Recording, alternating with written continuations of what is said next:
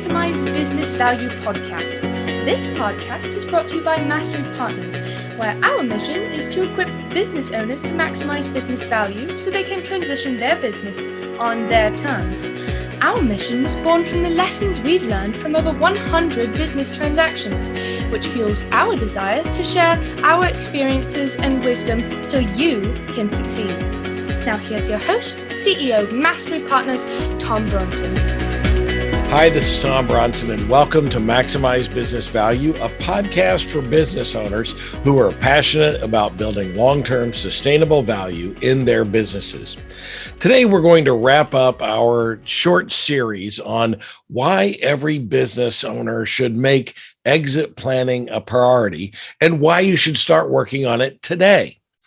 As investor and entrepreneur icon Carl Allen would say, the only reason to have a business is to sell it and get paid for it. Now, I agree. This is the final installment of this series. And we're going to exit strategy court today. And I'm going to present the case for exit planning and give you my closing arguments. So let's review. In episode 94, we started setting the stage for why businesses fail to exit even when they think they're ready. Last week, we discussed some of the reasons that businesses have to involuntarily exit. And this week, I want to lay out my case for exit planning, just like we're in a courtroom. So here we go. Argument number one, the benefits of exit planning. Exit planning can seem like a tedious process. Many people think that the reward for all the work comes way off in the future. Why in the world would a business owner want to put himself through all that effort before it's really needed? Well, because a well-designed exit strategy opens the doors to possibilities. In fact, a well-designed transition plan can deliver benefits in just a few short months. And it provides options where none previously existed. It improves a business to the point that the owner might not even want to exit the business. Most business owners don't even realize what options they have available for exit, but if they built a genuinely valuable enterprise, the options increase exponentially. In fact, the most important outcome of good exit planning is that a business owner can define the process on his or her own terms. He or she can transition on their terms and not be a victim to the process, defining them because some risk factor rears its ugly head. We don't want the process defining the process. That's code for lower valuation. What makes a great and properly executed exit strategy, you might ask? It has at least some of the following components. It identifies and removes risks, some of which may be in the owner's blind spot. It increases enterprise value. It forces a business analysis. It aligns people to function on the same page. It provides contingency plans for unforeseen issues. It helps an owner identify and tie together three of his or her biggest priorities: business goals, personal goals, and financial goals. And it gives them options for a future transition that they may not even know about. So that's argument number one. Argument number two, exit planning de-risks the business. Now, we all have blind spots. There are probably blind spots that, once we knew about them, are easy to solve. There are things like having shareholder and operating agreements and a solid buy-sell agreement if there are multiple shareholders. Those might be blind spots in your business. Many business owners realize that they need those, but they will deal with them later on and soon they're forgotten. Business insurance policies that were set up years prior and automatically renew without an annual review may need to be updated with things like business interruption, cybersecurity, and key man insurance.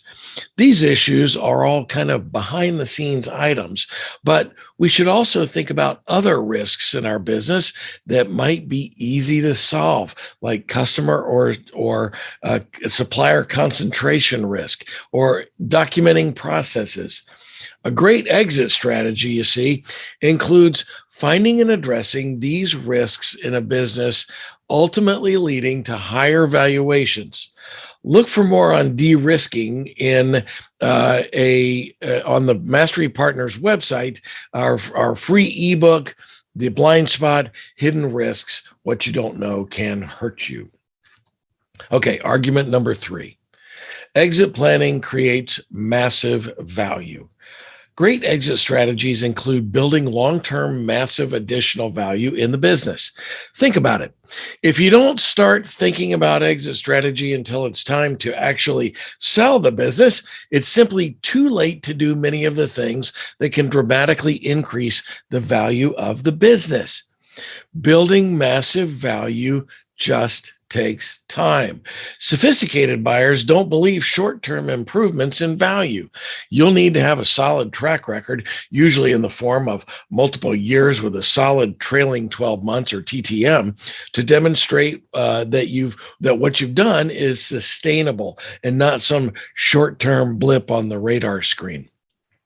In most cases, it takes several quarters, perhaps even a few years, until the things that you've done to build massive value finally make their way onto the financial statements and into the valuation. Argument number 4. Exit planning gets the whole team singing from the same songbook. Now, most business owners don't want their employees to know that they're ever thinking about selling the business. And that's one of the strongest arguments for exit strategy being good business strategy. When you approach an exit as a business strategy to build value in the business, involving the team is as natural as involving them in their daily job functions. And when you set out to improve long-term value, you won't be shy about who knows, because a more valuable business is one which most people want to work for. Argument number 5, exit planning addresses the unthinkable. No business owner likes to think about those things that will suddenly and dramatically change his or her business. We summarize them easily in what we call the 5 Ds: death, disability, divorce, distress, and disagreement. Now, every business should have a plan for what happens in case of the death or disability of the business owner or other key people. Look, life happens, and it's very possible that you or a key member of your staff will become disabled. Distress comes in many forms, like a large customer serving notice that he's leaving you, or a key employee turning in 2 weeks' notice, or a breach of your systems exposing your customers' data. I could go on. And although never a pleasant topic, the divorce of a business owner or a shareholder will likely trigger unintended consequences unless you're prepared for it. Finally, a great plan will also address what happens when a serious and irreconcilable disagreement arises between shareholders or other stakeholders. All of these could impact the business to a far greater extent than most business owners are prepared to think.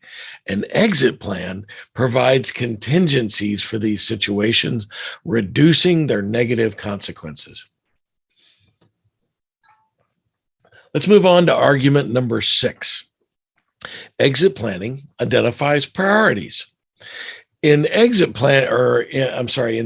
Planning Institute CEO Chris Snyder's book, Walking to Destiny, the author talks about the 3 legs of the planning stool: business goals, personal goals, and financial goals. Although each of these priority items, the business owner is the common denominator, many times these three priorities are not necessarily aligned, causing tension and possible friction. Business owners should intentionally think through each of these different priorities and be prepared to articulate them, if for nothing else than to have peace of mind. However, the best exit and business strategies tie these three priorities together to form a unified set of goals and desired outcomes. When these three goals are working in concert, the business owner can increase velocity and drive massive value. Argument number 7. Exit planning provides options on exit. The Exit Planning Institute State of Owner Readiness Survey unveiled that 2/3 of all business owners don't know all their exit options for transitioning their business and harvesting their wealth. Most business owners think that an exit strategy is simply selling their business to an outside company, hopefully for a massive amount of money. While that may be the ultimate result, there are other options that business owners should seriously consider. These options include intergenerational transfers, selling the business to partners or management, employee stock ownership plans or ESOPs, outright sale to a strategic or financial buyer, or converting the business to a mailbox business. A mailbox business is one where the owner leaves the day-to-day operation, but retains ownership and steps back as an owner rather than an employee. A well-designed plan explores all of these options and helps an owner determine where he or she ultimately wants to land. Go to the free stuff section on masterypartners.com and download our free ebook, Business Transition Options, Pros and Cons. Okay, talked a lot about these arguments. I'm going to get to more in a second, but I want to debunk some of the flawed thinking around exit strategies. Again, this is not an exhaustive list, but just some of the high spots. Some of these things are, I'm not ready now. My business will sell quickly, and I'll call someone when I'm ready to sell. Another one, I already know what buyers want. Another one, I get calls from potential buyers all the time. I don't need a professional financial plan to know what I need to retire on. And there's just too much for me to do in this business to get where I want to be. I'll start thinking about exiting in 3 to 5 years. So let's break these down as we continue our arguments. Argument number 8, why I'm not ready now is a poor excuse.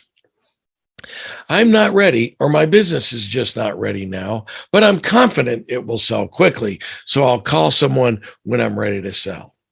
The unspoken issue with this approach is that if you start to plan when you've decided it's time to exit the business, you've probably not prepared the business properly. And the odds are stacked against you. The odds of landing in the 83% that never close a transaction increases exponentially. At the very least, you'll likely be in the category of accepting an offer far less than you want or getting stuck with a deal that is less than desirable. If you start to prepare less than 2 years before the planned exit event, there's very little you can do to change the outcome. It is what it already is. Truth be told, the approach is way more common than it should be. And of course, the problem with this approach is that if you've never been through a transition event, you probably don't even know what you don't know. Now, I recognize that some businesses have little time to prepare, usually for unforeseen circumstances. Frankly, if you have less than 2 years, you should focus on non-strategic issues and de-risking. While these activities typically add little short-term value, they are at least steps in the right direction that can help you position the business for a transition. And as far as selling quickly goes, there's precious little data on business transactions, but the average takes about a year. So it's 9 to 18 months. Some take much longer. Even if you have everything buttoned up perfectly, buyer due diligence can drag on for months, prolonging the process and increasing the likelihood of the deal falling apart or the value lowered.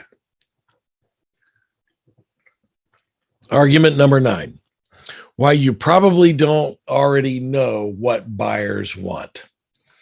Every buyer of every business has a different motivation. Some are looking for earnings, others are looking for recurring revenue, still others are looking for market share or expanded market opportunities. The truth is, no one really knows what a prospective buyer might be looking to purchase. Hopefully, if your exit process is designed well, you'll turn up some buyers that you never even knew existed. Certainly, some exits are designed for one buyer, but most buyers are yet to be found. Therefore, how can you know what the buyer wants before you know who the buyer might be? That's not to mean that you shouldn't have a good idea of what your buyers might be interested in. On the contrary, you should have a clear targets in mind, but be open to the possibilities that you can't even imagine now.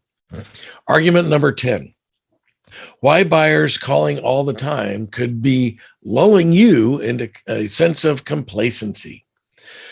People call me all the time. I hear that from many, many folks. Here's a dirty little secret. They're calling everyone. It's called prospecting. Just let's work the math. If you're a lower middle market company, and for the sake of argument, let's call that what the Exit Planning Institute calls it, 5 million to 100 million in annual revenue, then you're being stalked by private equity, by every private equity firm on the planet. These PE firms have so much dry powder or committed capital that they have to invest, and every one of them will tell you that they've been following your impressive story and that they have serious interest in your market. Now, let me be clear. This is not an indictment of PE firms. On the contrary, I think they play an absolutely essential role in the exit planning process. But many times they're all just chasing the same targets. Now, in my book, Maximize Business Value, I provide a detailed analysis of the number of calls they make. But here, let's just say if you run the math, the law of averages tells us that every business in the US should get at least one call every 14 days from a prospective buyer. So just because they're calling doesn't mean that they're real buyers. And by the way, your chances of being stalked by these buyers dramatically improve when you win awards or get on some published list like the Inc. 5000 or the Best Places to Work or Ernst & Young Award of the Year. So just know that if you're getting a lot of press, you're probably getting on a lot of lists. Argument number 11. Are we really up to 11 now? Exit planning defines your personal financial plan. Thinking you know how much you need to retire without a fully baked financial plan is like driving at night with your headlights off. Not only can you not see the road, but you also can't see your instrument panel. Do you know where you're going? Do you know how fast you're driving? How much gas you have? If you're even driving in the right direction or not, or if you're going to hit a tree. Look, in its simplest form, the purpose of having a professional financial plan is to know how much money you will need to live your lifestyle for the rest of your life. Certified financial planners, particularly that are fiduciaries, take your entire financial picture into account, including what you spend to maintain your lifestyle. They simply run the math and tell you what you'll need to live the way that you live for the rest of your life.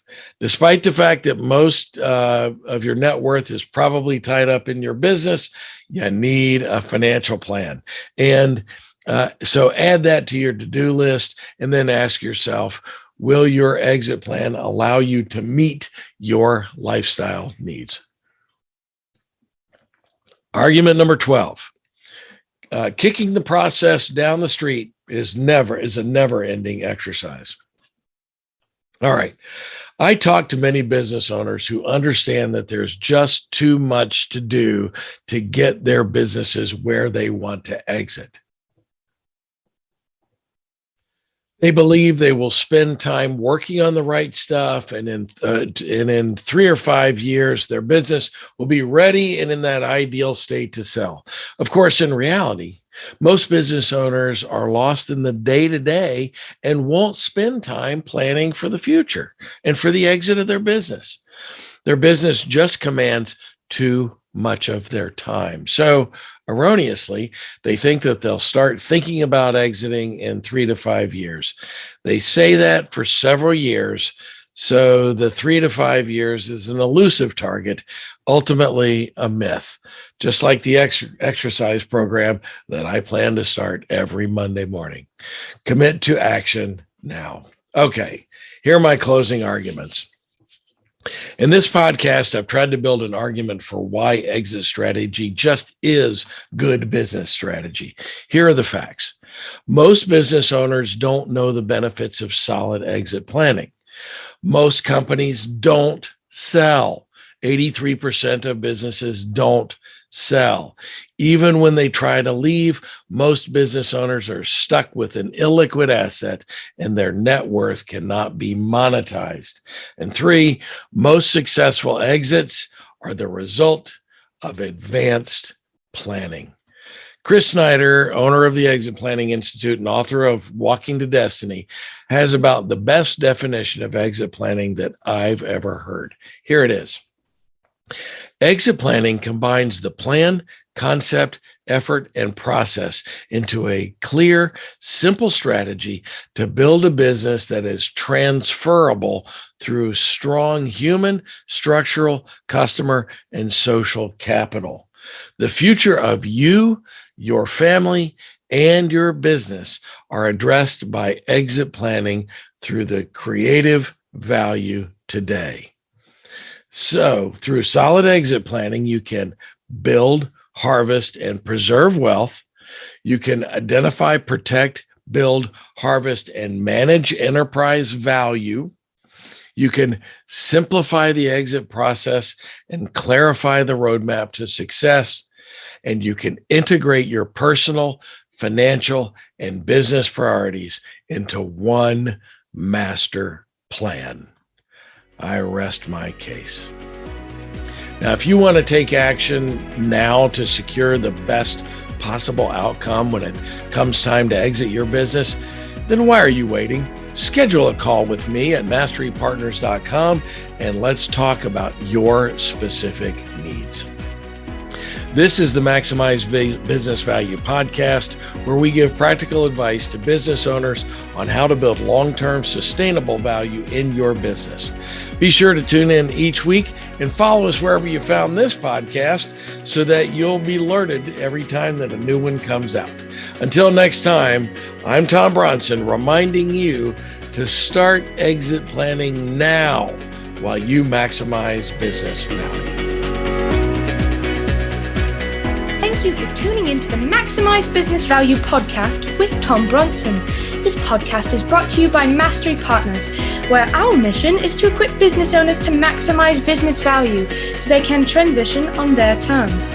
Learn more on how to build long-term sustainable business value and get free value-building tools by visiting our website, www.masterypartners.com. That's master with a Y, masterypartners.com. Check it out.